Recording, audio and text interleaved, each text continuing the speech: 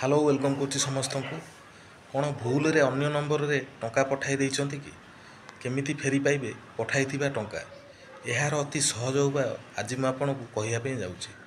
दर्शक बंधु आपड़ जानी आजिकल डिजिटल जुगे आम अनेक समय यूपीआई मध्यम टंका लेन देन कर भूलवशत टंकाटी अन्य अकाउंट को चली जाए एवं से टंका पाइबापी आम अनेक हैरान हो जाता से टंका आम पाई न था।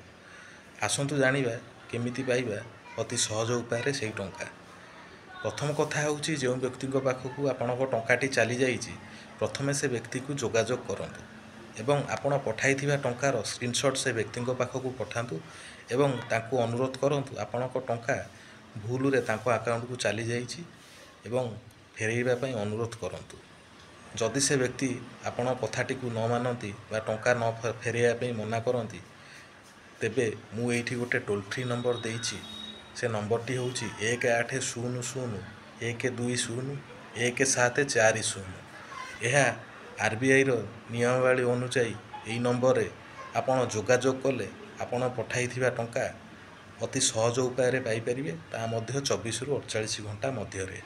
जदि वीडियोटी आपण को भल लागिछि एवं चाहुचंती आगु को एही भली किछि वीडियो आनिया पे ताहले मो चैनल टी को टिके सब्सक्राइब कर देबे।